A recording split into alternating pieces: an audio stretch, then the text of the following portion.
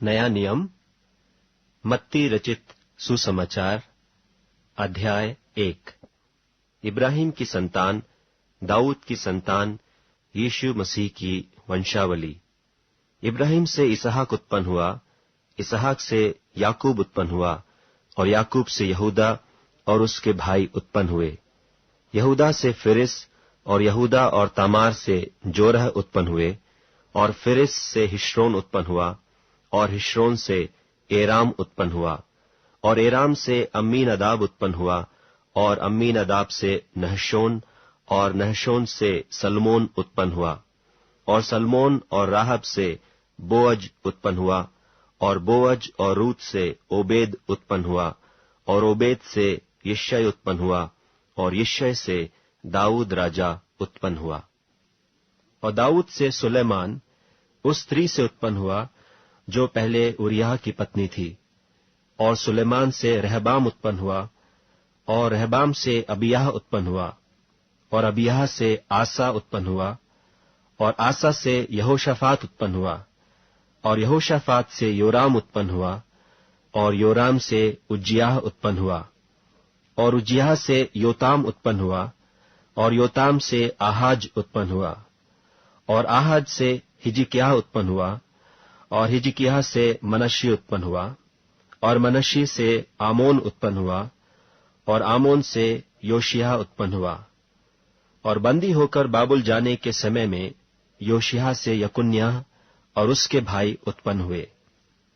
बंदी होकर बाबुल पहुंचाए जाने के बाद यकुन्याह से शलतियेल उत्पन्न हुआ, और शलतियेल से जरुब्बाबिल उत्पन्न हुआ,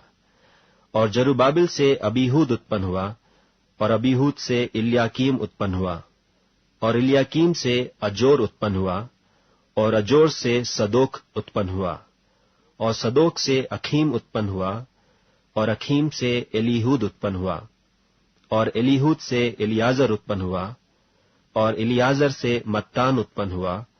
और मत्तान से याकूब उत्पन्न हुआ, और याकूब से यूसुफ उत्पन्न हुआ जो मरियम का पति था, जिससे यीशु जो मसीह कहलाता है उत्पन्न हुआ। इब्राहिम से दाऊद तक सब 14 पीढ़ी हुई, और दाऊद से बाबुल को बंदी होकर पहुंचाए जाने तक 14 पीढ़ी, और बंदी होकर बाबुल को पहुंचाए जाने के समय से लेकर मसीह तक 14 पीढ़ी हुई। अब यीशु मसीह का जन्म इस प्रकार से हुआ कि जब उसकी माता मरियम की मंगनी यूसुफ के साथ हो गई,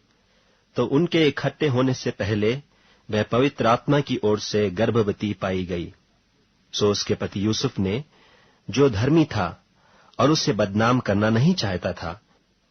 उसे चुपके से त्याग देने की मनसा की। जब वह इन बातों के सोच ही में था, तो प्रभु का स्वर्गदूत उसे स्वप्न में दिखाई देकर कहने लगा, हे यूसुफ, दाऊद की संतान, तू अपनी पत्नी मरियम को अपने यहां ले आने से मत डर, क्योंकि जो उसके गर्भ में है वह पवित्र आत्मा की ओर से है। वह पुत्र जनेगी, और तू उसका नाम यीशु रखना,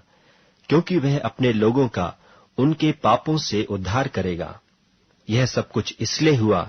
कि जो वचन प्रभु ने भविष्यद्वक्ता के द्वारा कहा था वह पूरा हो, कि देखो, एक कुंवारी गर्भवती होगी और एक पुत्र जनेगी, और उसका नाम इम्मानुएल रखा जाएगा, जिसका अर्थ यह है, परमेश्वर हमारे साथ।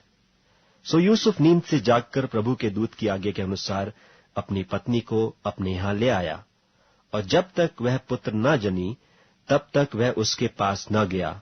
और उसने उसका नाम